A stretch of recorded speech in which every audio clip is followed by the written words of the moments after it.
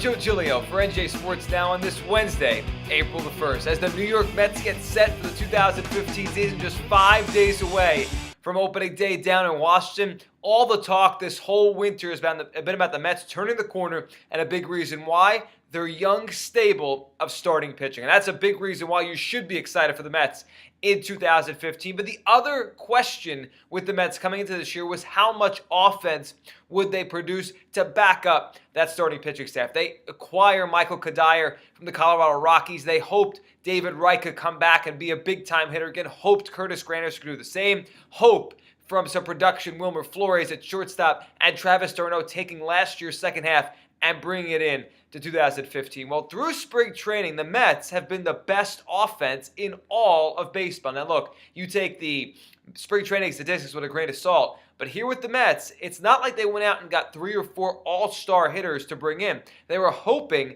for some bounce backs, hoping for some improvement. And I think when you look at what the Mets have done so far in spring training, a lot of the credit here has to go to hitting coach Kevin Long. And the Mets brought him in after all those years he was with the Yankees, one of the better hitting coaches in baseball, someone Alex Rodriguez used to rave about, someone that all those Yankee veterans seemed to do better with when they got there to New York and played with Kevin Long. Now, he took the sword for the past couple of years, the failures the Yankees have had, but I believe that was more age and more on some of the offensive players they lost rather than Long's ability as a hitting coach. It's very rare to talk about a hitting coach and say that guy really makes a big difference because, for the most part, talent and track record wins out. If a hitter's a good hitter, a hitting coach can only do so much. If a hitter's a bad hitter, a hitting coach can only do so much to improve him. But here with the Mets, you're hearing the returns already, particularly with Curtis Granderson. You look at what he did with the Yankees a few years ago, over 40 home runs twice. His best offensive seasons came under the tutelage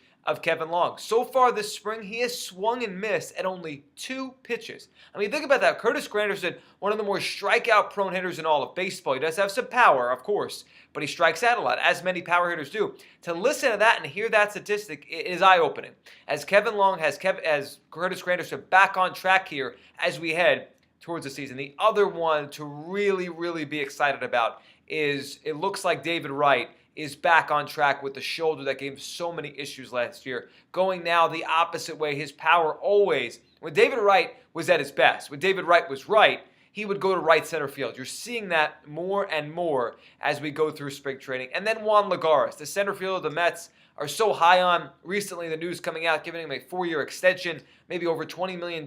Great defensive player. I think he's the best defensive center fielder in baseball today. Right there with Andrew McCutchen, Mike Trout, but Lagares is in that conversation defensively, the way he tracks everything down out in the outfield. So even if Lagares isn't a hitter, even if he's just a 240 singles guy, he still provides some value to a team because of his defense. But if he could become a hitter, if he could improve steadily at the plate, he becomes an all-star candidate. And so far in spring, he has looked that way. And Kevin Long recently comparing his trajectory, his improvement at the major league level at this stage of his career to Robinson Cano. Now, Long wasn't saying Lagares is ever going to be Cano because he's not. But Cano had the track record of improving year in, year out with the New York Yankees under Kevin Long. Usually, players, $1 million contracts, $30 million contracts, they're the difference between a team trying to have a mediocre offense or building a great one.